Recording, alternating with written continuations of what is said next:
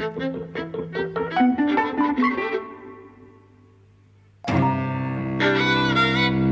and welcome to Eavesdropping at the Movies. I'm Mike. And I'm Jose. And we've just come back from the Electric Cinema where Uncut Gems was playing, which I thought was great. How about you? I'm trying to work it out. Did you enjoy it? You reacted to it, I can tell that much. Yes, I mean, my main feeling, for me it was a bit of an unpleasant watch, right? Because the thing is that the Adam Sandler character lives such a stressful life. Yeah, and it's also stressful. And, on the one hand, the way that he deals with situations is amazing, right? And I love that whole kind of milieu, it's set in the Diamond District in New York, and I love all of that kind of culture, and I love the energy. I love the energy of New York, and also the energy of a New York Jew. I don't know how else to describe it, right? Like, that's kind of, so I loved all of that. But on the other hand, yeah, I mean, the thing about the film is he's involved with loan sharks, and and some things are funny, but I just found it very tense, in a way that was not pleasant to watch, right? So it's not like Hitchcock tension that then there's the release.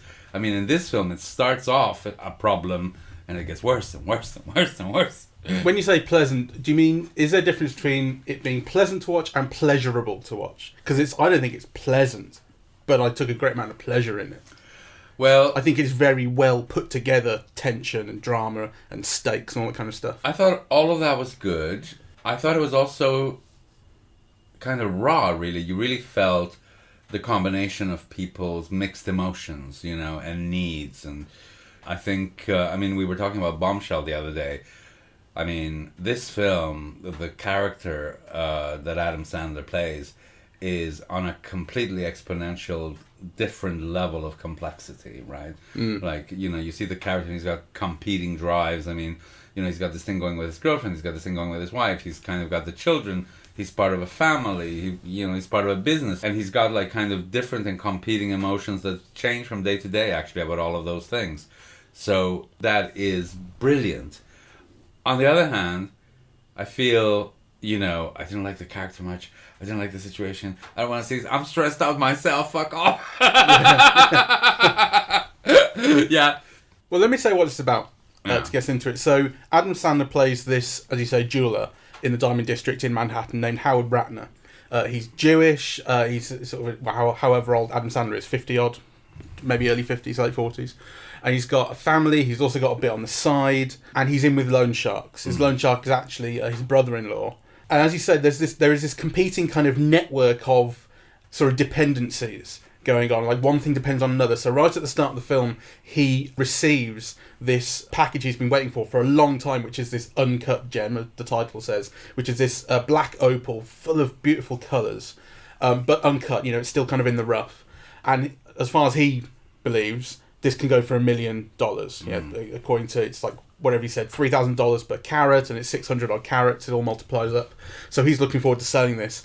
Right at the start, he's already in hock to his brother-in-law for all this money. He puts on a bloody great big bet, and then things start getting all out of... I mean, the moment that he puts on that bet, I'm kind of thinking, I like the character. I know that I'm really not supposed to, and he's an asshole.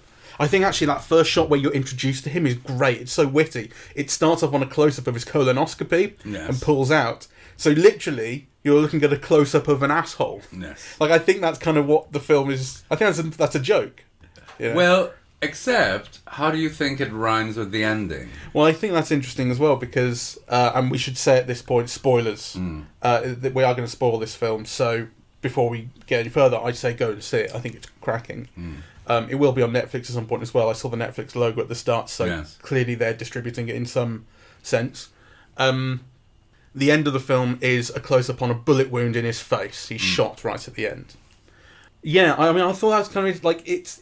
Because then it goes out into the gem as well, doesn't it? Oh no, it goes out into the universe at the end. But one thing they said about the gem is that you can see the universe in it. Yes. I mean, there's clearly a relation, I think, made between the opal, the black opal, which is very specific, right? It's multicolored, it's kind of, the film makes a big deal about it containing the universe, or all the elements that go through, or all the colors of the universe, I forget how they put it. Yeah, so there's a relationship between the topaz, the asshole journey at the beginning, the bullet journey at the end. Yeah, kind of all of those things are definitely related. Yeah. Yeah. But how? Yeah, I wasn't sure to make of how it added up, but there is a definite visual symmetry to how that starts. One goes out, well, yeah. No, I think it is, well, no, it's going in, but you're seeing it from a camera, right? And you're seeing the end of the process. And the other one kind of very much goes in, yeah? So, so the wound, the asshole, and the jewel are all linked together. Along with things like luck and destiny and, and tragedy, really. So, like I say, that when he puts that bet on right at the start, I knew I wasn't supposed to like this character really, but I was kind of charmed by him, the gift of the gab and that sort of thing, and I wanted him to win that bet. Although I think part of the reason that I wanted him to win that bet was that I could see how awful things would become if he didn't win it, and I kind of wanted to avoid that unpleasantness. Of course, what happens is he does win it, and then it turns out someone else cancelled the bet because they were pissed off with him. Yes. So, things get better, they get worse. And it's interesting to me that throughout the film, you say things constantly get worse, and they sort of do, but there's always some promise left with what happens. So when the auction doesn't go well, he ends up buying his own stone because he tried to ramp up the price. It's gone very badly, and now he's got to pay a commission and whatnot, but he's still got his stone. Something else could happen. I mean, I kind of... the thing about Adam Sandler, I don't like him. I don't like his type of humor. I remember seeing him in The Wedding Singer all those years ago and thinking he's going to be a big star because he's very charismatic, right? And he's unlike other kind of actors.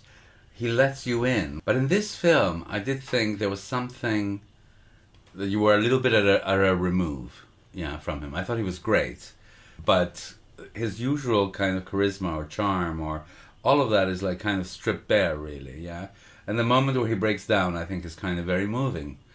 But in between, he's conning everybody. And actually, I love that about the character because he is managing all the situations. And again, he reminded me a little bit of that moment in Lubitsch, in To Be or Not to Be, where the guy's making a critique about the laugh, yeah?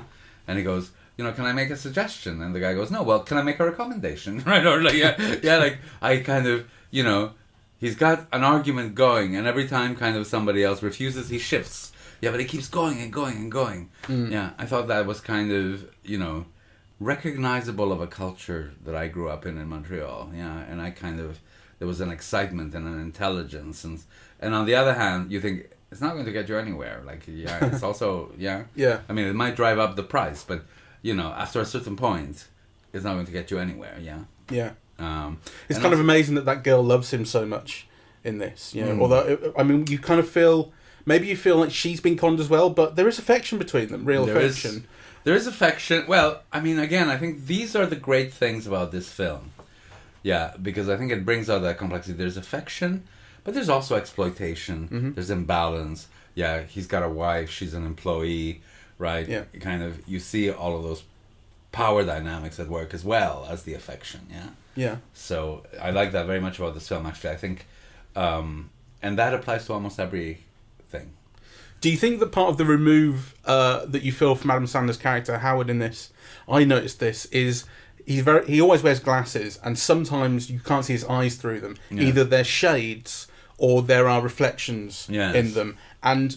I noticed that when that happens, your focus is on his mouth, or at least it was for me, which I found really interesting because I think it kind of happens at moments where he's trying to con his way into or out of situations. He's trying to talk people around, and it's sort of visually you're drawn to his tool, really. I mean, he's not a physically intimidating character. He's not going to beat anyone up to anything. It's all about gift of the gab and his mind. Yeah, exactly.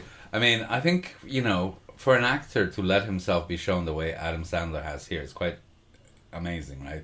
Because he's really middle-aged. He's got a middle-aged body, right? Yeah. His skin is terrible. It makes you think... I mean, don't get me wrong, it's not terrible, but it's the skin of a 50-odd-year-old man. Right? Yeah, he's not ugly, but he's kind of fairly raw, as you say. Well, it's not just that, but, kind of in previous films, for example, they obviously use some pancake makeup, but, they erase the blemishes and, like little black spots in your face and, like all the things that kind of are normal in people of a certain age. But you haven't seen them in him, right? Also, he's been a star since he was very young, which we forget, Yeah, mid-90s. Exactly. In fact, earlier probably with stand-up. I think mid-90s when his film career kicked off. Yeah, I think Wedding Singer is 94 or something like that, right? I've got his credits up here. His film... he was in Coneheads in 93, Billy Madison 95. That would be his first big hit. Wedding Singer was 98. Okay. I kind of seem to remember somehow Wedding Singer being a key film.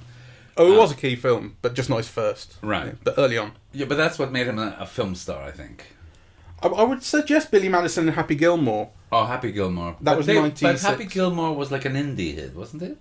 It cost 12 million and made 41. Okay, that was a hit, yeah.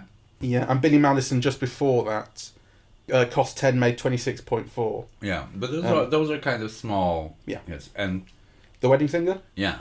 18 million it cost and took 123. There you go. I think that's really what kind of put him on another level. Yeah, because then The Waterboy after that cost 23 and took 190. Yeah, that was so. huge. Yeah, that's where. So yeah, Wedding Singer is where it blew up, definitely. Yeah, I mean, it's also a performance that you wouldn't have expected from him, really, because I stopped seeing his films. It was kind of, formulaic and adolescent, and it just wasn't my thing, really. So I stopped seeing his films, and I certainly wouldn't have expected this kind of performance from him. And also, I wouldn't have expected him to be involved with these filmmakers. Because why is that? His films until now, they have all been kind of Hollywood comedies made on small budgets relatively. So they all have a cheapo feel to them, or actually. Yeah, all the money goes on the stars in those films. Yeah. On him. Exactly. And it's all kind of... I think at one point you said, well, American comedy is really just improvisation and kind of acting and so on. And that felt... his films felt a lot like that to me. Except also with a kind of an adolescent, crude humor. It just wasn't me. So I didn't think that, he would be involved with... the only thing that I've seen of, what are they called? Safdies. Josh and Benny Safdie, the writer-directors. Yeah, so the only thing that I've seen the Safdie brothers is the first half hour of Good Time. Which is on Netflix, which I watched the other day and said you should watch, and you got half an hour into it. Yeah, I was just too tired. The film looked great, but, I was just too tired. Yeah. But that was very gritty and... fairly grim. It's a cracker. I really liked it. And I won't say too much because obviously you've got the rest of it to go, and I hope you watch it because it's great. But there's a similarity, certainly between, for one thing, the main characters in the two films. Robert Pattinson plays the main character in that one, and he similarly has a quick-talking, quicker mind than this, really, because he's in situations where everything has to happen immediately. Yes. And he's kind of constantly evading, evading the law, things like that. And he's got, again, sort of... He's got fewer competing things pulling on him than Adam Sandler does here. He's really got just one or two things to do in that. But he has a similar gift of the gab, ability to talk himself through situations. Yeah, let's explore that actually, because it hadn't registered until you mentioned, but actually it's very interesting because that gift of the gab, of improvising, of conning people, of being in these very stressful situations that require a con or a line or something that will get you out of it, that will make people see you in a particular way so that you can do X, is also something that you see in this film. So that's interesting because when I saw it on Adam Sandler, and partly because, it's the milieu of the film, I instantly thought of that as a kind of, an East Coast kind of Jewish cultural thing, And actually, it just occurs to me now that Patterson is doing exactly the same thing. Yeah. And I hadn't thought of describing it in those terms. But I think it's interesting because the writer-directors, the Safdie brothers, are Jewish. Oh, right. And grew up between Queens and Manhattan. Right. I don't know if... I'm sure I read somewhere, because I read just a little bit around, and I'm sure I read that like this particular milieu, Diamond District and that sort of thing, is something that they were connected to. Right. And they kind of grew up around kind of diamond dealers, the mob, and that sort of thing. Because I was thinking, the first thing that occurred to me when I heard about this film was Jewish stereotype. Yeah. Right, the kind of the diamond dealer, greediness, loan shark, that kind of area. I thought, and really what I thought was, how is it that this film has not sort of blown up on Twitter for that. Right. You know, like you think Twitter would sort of make something of, say, this is stereotypical. Not after seeing it, though. Exactly, right. This is what I'm getting to. Like, after seeing it, you realise, well, for one thing, it's really good. And for another thing, that stereotype, I mean, it kind of is there. Like, he is kind of greedy, but it's not played as a Jewish thing. And it's a real character, right? You believe this guy. Also, greedy is the wrong word. I mean, I don't see him as greedy. I think he's got a real gambling addiction. Yeah. And I think the thing about gamblers is this: they have a kind of a utopian dimension, right? There's always the next hit. There's always the next bet. Everything's going to turn out beautiful. You've got to have faith. You know, you might have had bad luck now, but it's on the next one. Yeah. So there's a kind of a utopian, impulse really behind that. Yeah. Yeah, well, and I think part of it occurred to me that maybe part of it might have just been that with the writer-directors being Jewish themselves and from this particular kind of part of the world, maybe that is just an automatic sort of defense against criticism. But that doesn't always work because, you know, when you think back to Sacha Baron Cohen, who's Jewish, made Borat, and the Anti-Defamation League spoke out against the perpetuation of silly Jewish stereotypes in that kind of horns and legs. Yeah. You know, so that's not an automatic defense. I think it, really is just that the film is extremely good. The characterization is rich. Let's explore what we mean by good, because actually I think the reason why it hasn't received that kind of criticism is because it doesn't deserve it. Yeah. You know, because the film is good enough to kind of flesh out things and, you know, give context and build relationships. And they're all quite complex. And it's handled in a way very lightly, right? Mm-hmm. So, you know, when you see Adam Sandler in amongst his family, like, my God, you know, it's like you get a whole... well, not just a world view, or, you know, you get the picture of a whole kind of set of connections and relations in a particular world. But actually, it's almost like each character has a different set of relations within that world. Yeah, so the world is both kind of very clearly drawn out and also very clearly differentiated. Yeah, you know, the scenes with the wife and the wife putting on, you know, the dress that she wore 30 years ago, the way that the women react, you know, within that, you know, the way that the children kind of, you know, are just... Yeah, so this is happening in a family party, right? So, you know... Well, at Passover dinner. Passover dinner, you know. So on the one hand, they're doing the ritual, they're doing the reading. You know, on the other hand, all of these things are going on. On the other hand, he owes money to his brother-in-law, who's got loan sharks after him. Yeah, I mean... I really love that element of the Pesach dinner where you see them telling a story, as you do during Pesach dinner. It's a story of... the Jews escaping bondage in Egypt, and you tell the story throughout the night. And so you see an element of that where they do the 12 plagues. How many plagues was it? 10 plagues. I've been to Pesach dinner so many times. How could I forget? Yeah. You do the 10 plagues, and you do a drop of wine with each one. You recognise that. You recognise the kids running around looking for the afikomen, which is this bit of matzah that you hide. Yeah. They do that. But then the other thing that you recognise is the fact that throughout the film, Adam Sandler doesn't wear a yarmulke, a kapul. He does later, though. Does he outside of Pesach dinner? No, I think it's in the Pesach dinner. Because, that's what I mean. Throughout the film, he doesn't. At Pesach dinner, he does. Yeah. Which is the same. Yeah, if I were to go to shul, which I don't do anymore, but if I were to for a wedding or whatever, obviously you put one on. You go around at Pesach, you put one on, and then you continue talking about other stuff. I think there's always a lovely thing where when you see people in whatever religious garb or cultural thing it might be, you kind of assume they just switch into being perfectly religious or whatever, you know, like, and of course that's not what happens. What happens is you put on the kapul and then you carry on talking about whatever was on TV that you've seen, you know. Oh my God, I know. I mean, I've been to Jewish funerals where you put on the kapul as well, and I'm not saying that's specific to Jews. It's just saying that I'm sure that's the same with Sikhs or Hindus or Muslims or whoever you might be. You just have your regular conversations, but you're doing it in during a religious dinner, basically. I had the most embarrassing moment with my father where I went to my cousin's wedding and the chapel was full. You know, it's an old medieval chapel in our village. And so, you know, it was completely packed. But actually it was also very gendered. So, you know, the women were all inside with the flowers and whatever. And then all the men, in very loud voices, like Spanish people often have, you know, were outside, you know, like in the vestibule, between the two doors and going into the courtyard. All talking about the price of cows. You know, like, exactly. In the middle of the conversation. Right, like, do you love this man? Yes. I sold him for 30,000. Yeah, exactly. And I really love that. I love that casualness. That really feels so true to life. If you compare it to, for instance, Disobedience, which was the film set in North London Jewish community. That was a beautiful film. Beautiful film. But you remember the Shabbos dinner that they have, yes. and the conversation around that is a very serious one. It's not about religion, but it's about Jewishness, and it's about how your relationships affect you in the community and stuff. Like that's a kind of that's more of a, I would say, cinematically kind of conventional religious scene where, you know, like it all has to tie in together and mean something. And here, the observation that I think is really true to life is that it doesn't. You just happen to be wearing a cap all this time, yes. But you're seeing your family. You're watching. I mean, they're watching the NBA, for Christ's sake. You know. I know, no, but it's I don't know. It has a resonance for me anyway. But I wanted to ask, what did you make of the shooting style? Right, it's all handheld. It's often very quick. What did you make of that? I loved it, and I think it ties in with the editing and music together. I think it's really holistically put together, kind of audio visually.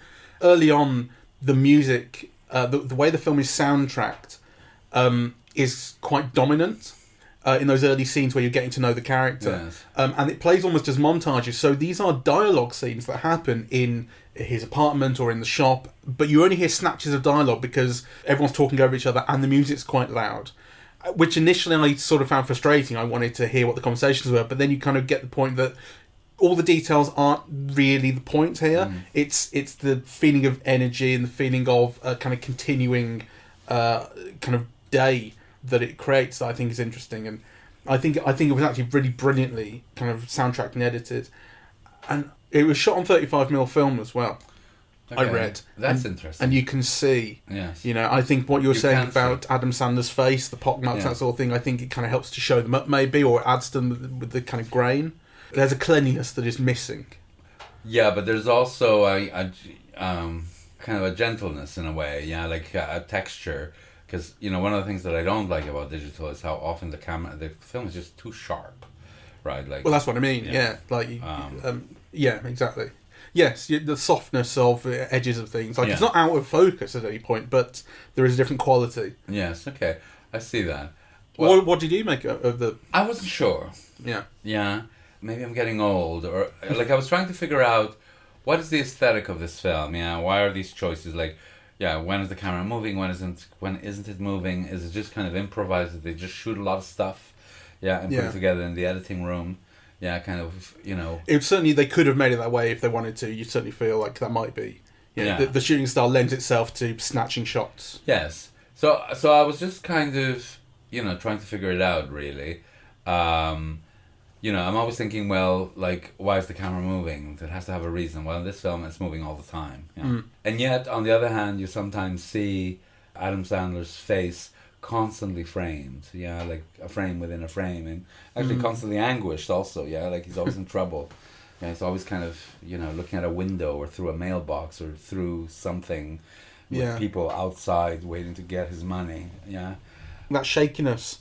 And one of the things that I think I liked about it, one of the reasons that I think it works, is that nothing is stable in the film and everything is constantly in play. And you kind of feel like if the camera sat down at any point and gave you an overview or something, it somehow wouldn't feel right. Like the fact that everything is subject to change and movement, I think the camera work conveys very nicely. I think that's true. I think it gives you that energy. So I think for me, kind of, where the film succeeds is as a kind of tragedy of addiction, really.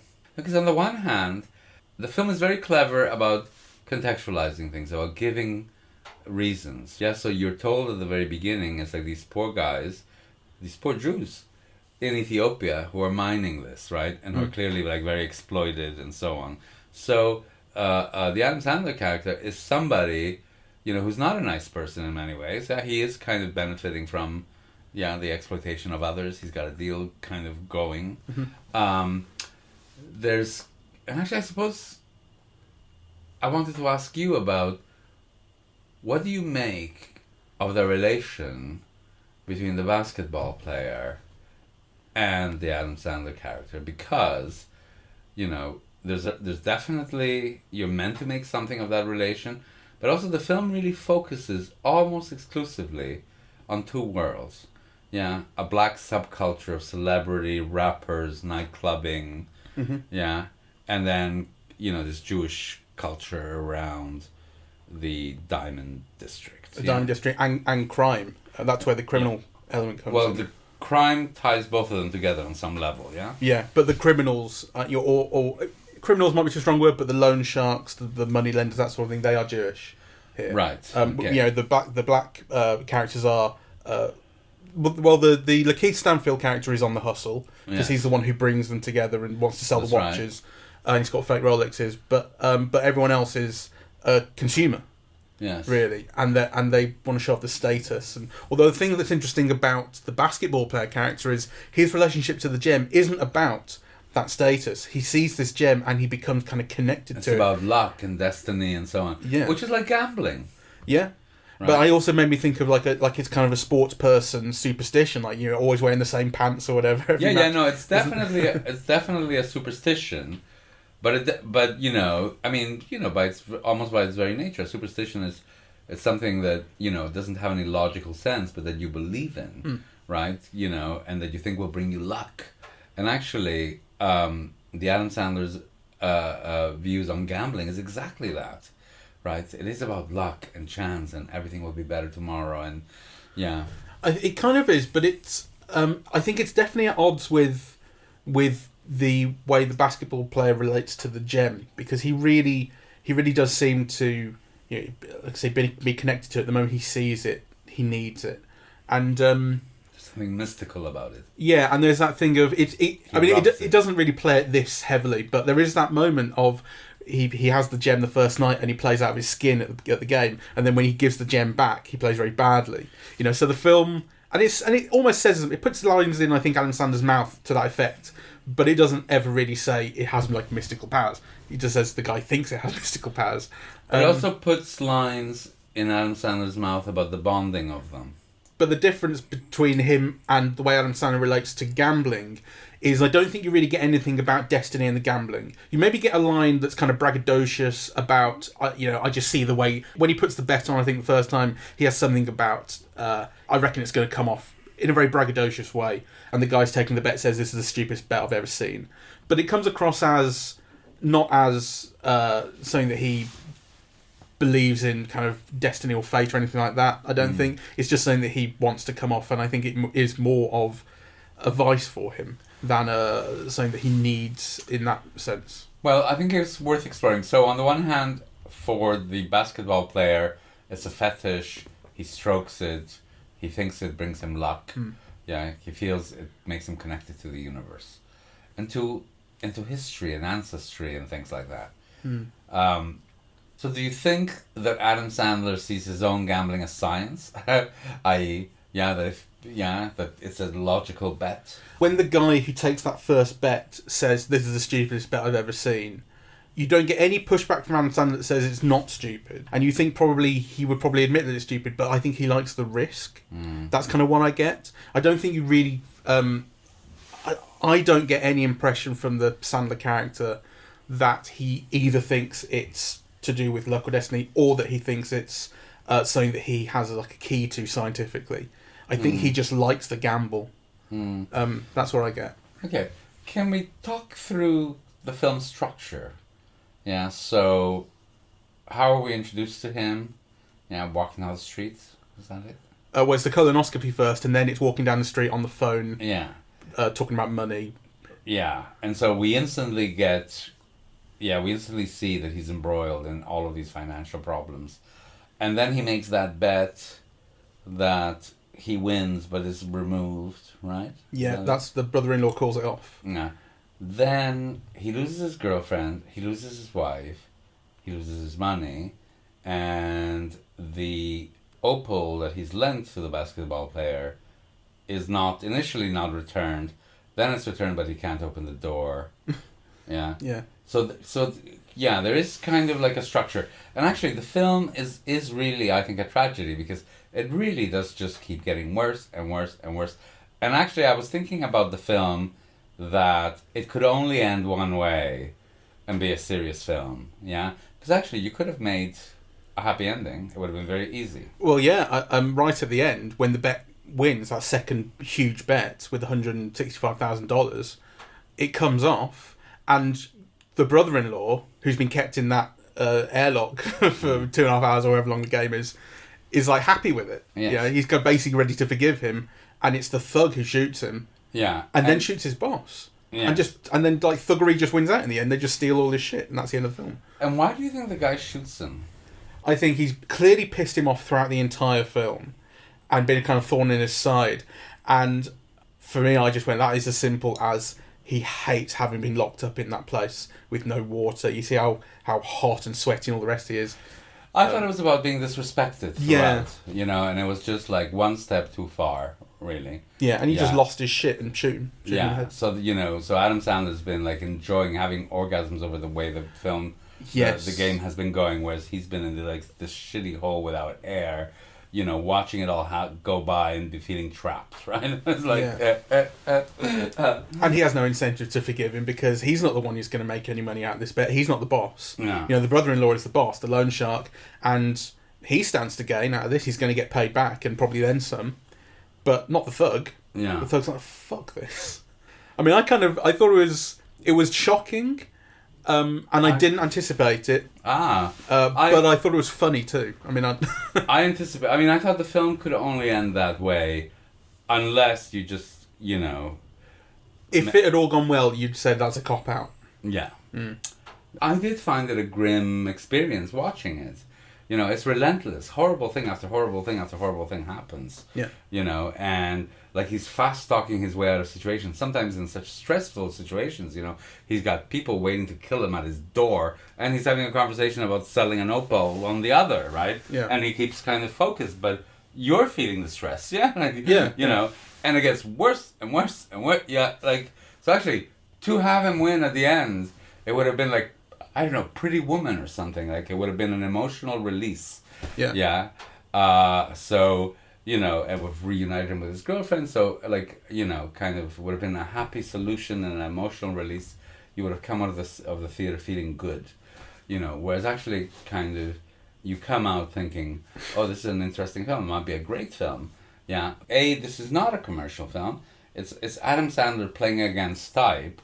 And it's a very hard and harrowing kind of film, actually. It's got, you know, I didn't find it hard to watch. That would be wrong, you know. But it does go from bad situation to worse to worse to worse. It's stressful to watch.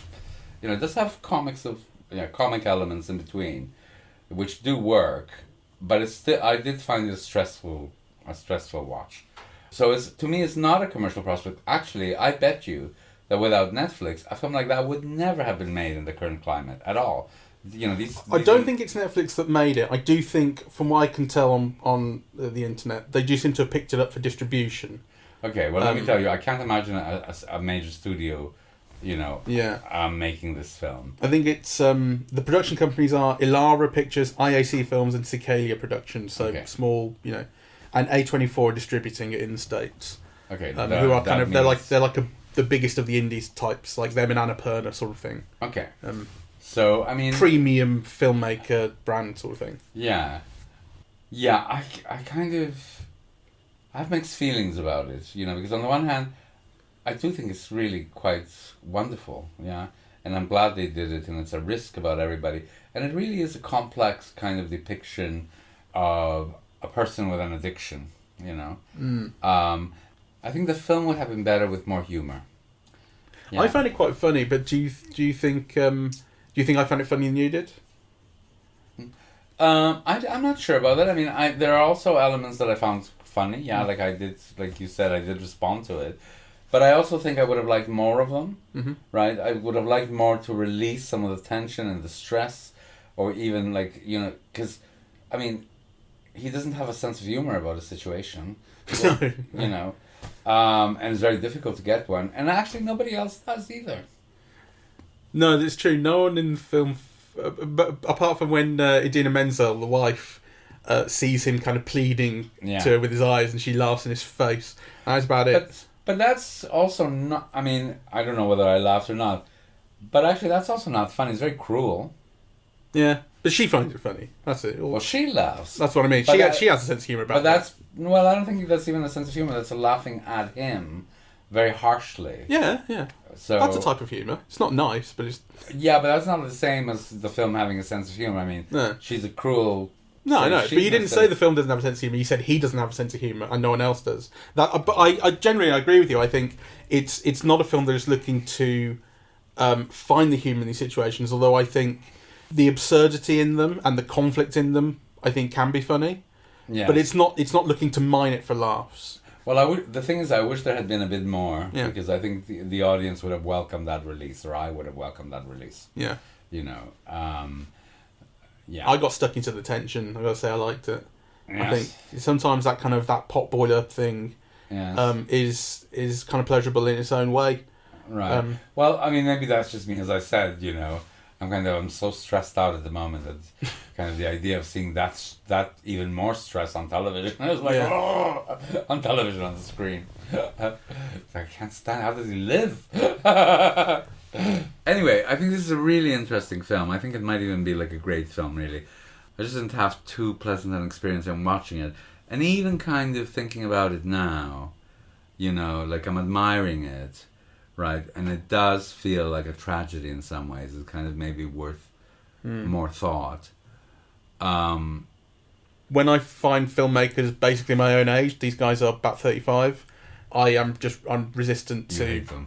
I'll just fuck them out. Fuck them for being successful and you know the rest of it. But I really like these two, the Yes. Safdie brothers, and I want to see the rest of their stuff. And I think these guys might be properly great. Yes, yes, I think you're probably right. Anyway, you certainly feel that, really. Like, I mean, I'm not sure about how great it is. Yeah, but it's definitely serious work that's kind of doing really interesting things that it's worth thinking about. Yeah, so see it. Yeah. All right. Well, on that note, thank you very much for listening. We are eavesdropping at the movies, and we are on Apple Podcasts, SoundCloud, Spotify, and YouTube to listen to us. On social media, we're on Facebook and Twitter, Eavesdropping at the Movies and at Eavesdrop Movies. And the website is eavesdroppingatthemovies.com. Thank you very much for listening. Bye-bye.